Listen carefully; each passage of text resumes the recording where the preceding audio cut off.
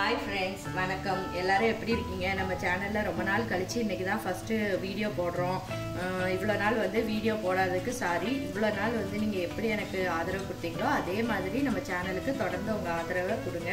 இன்னைக்கு வந்து நம்ம ரொம்ப டேஸ்டியான நல்ல வெயிட் லாஸ்க்குலாம் யூஸ்ஃபுல்லா இருக்கக்கூடிய பீன்ஸை வச்சு நம்ம எப்படி ஒரு பொரியல் பண்ணலாம் அப்படிங்கறத இன்னைக்கு உங்க கூட ஷேர் பண்ணிக்க போறேன். நல்லா சூப்பரா இருக்கும், இன்ட்ரெஸ்டிங்கா இருக்கும். நீங்களும் பார்த்துட்டு உங்களோட லைக்ஸ் கமெண்ட்ஸை எனக்கு கொடுங்க.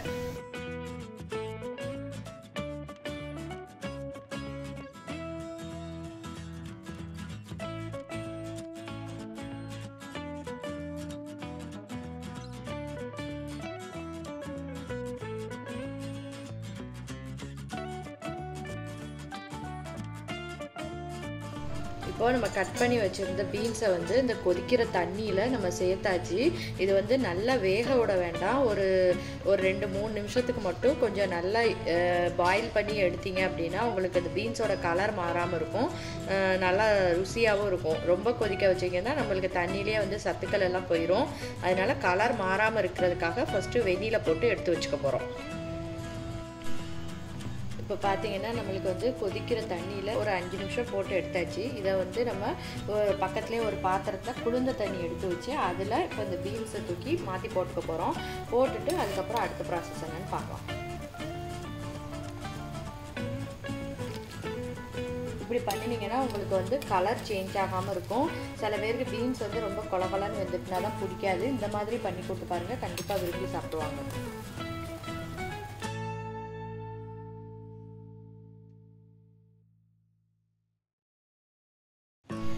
இப்போ நம்ம ஸ்டவ்வை பற்ற வச்சுட்டு கொஞ்சம் கடாயில் வந்து கொஞ்சமாக எண்ணெய் விட்டுக்கலாம். இப்போ ஆயில் வந்து நல்லா ஹீட் ஆகிடுச்சு. இப்போ இதில் வந்து கொஞ்சம் கடுகு போட்டுக்கலாம். கடுகு பொரிஞ்ச உடனே கொஞ்சமாக ஜீரகம் போட்டுக்கணும். இப்போ நல்லா பொரிஞ்சிடுச்சு. இதில் கொஞ்சம் ஜீரகம் போட்டுக்கலாம். இப்போ ஜீரகம் நல்லா பொரிஞ்சதுக்கு அப்புறமா ஒரு 5-6 பூண்டை வந்து நல்லா இந்த மாதிரி தட்டி எடுத்து அதை இதில் ஆட் பண்ணிக்கோங்க. சின்ன வெங்காயம் ஒரு 10 வெங்காயம் போல் சின்ன சின்னதாக கட் பண்ணி வச்சுருக்கேன். அதையும் கருவேப்பிலையே ஆட் பண்ணிக்கலாம். இப்போ வெங்காயம் வந்து கொஞ்சம் வதங்கட்டும்.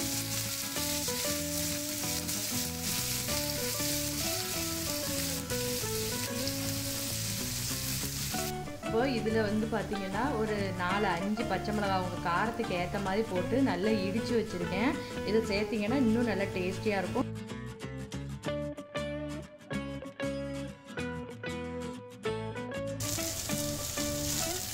இதையும் வந்து நல்லா ஃப்ரை பண்ணி வச்சுக்கலாம். அடுத்து வந்து நம்ம மசாலா பொடிலாம் சேர்க்க போகிறோம். கொஞ்சம் கொஞ்சமாக குறைச்சி சேர்த்தா போதும், அதிகமாக இதுக்கு சேர்க்க தேவையில்லை. ஒரு 1/2 ஸ்பூன் அளவுக்கு மல்லித்தூள். ஏற்கனவே வந்து நம்ம பச்சை மிளகாய் வந்து காரத்துக்கு போட்டிருக்கோம். அதனால ஒரு ஃப்ளேவருக்காக மட்டும் நம்ம சில்லி பவுடர் சேர்க்க போகிறோம். ஒரு 1/4 ஸ்பூன் அளவுக்கு சில்லி பவுடர், மஞ்சள் தூள் கொஞ்சம். இதை சேர்த்துட்டு இந்த மசாலா வந்து கொஞ்சம் நல்லா ஃப்ரை பண்ணி விட்டுக்கோங்க. அடுத்து வந்து ஒரு 3 சில்லு தேங்காவை இந்த மாதிரி பேஸ்ட் மாதிரி அரைச்சி வச்சுருக்கேன். அதை இந்த மசாலாவோட சேர்த்துடலாம். சேர்த்துட்டு இந்த தேங்காவோட நல்லா ஃப்ரை பண்ணி விடுங்க. அந்த தேங்காவோட பச்சை வாசனை மாறட்டும். ஒரு 2 நிமிஷத்துக்கு இப்படி ஃப்ரை பண்ணி விடுங்க. இப்போ 2 நிமிஷம் ஆயிடுச்சு. இப்போ நம்ம பீன்ஸை வந்து குளிர்ந்த தண்ணியில் போட்டு வச்சுருந்தோம்ல, அதை வந்து இதில் ஆட் பண்ணிக்கோங்க.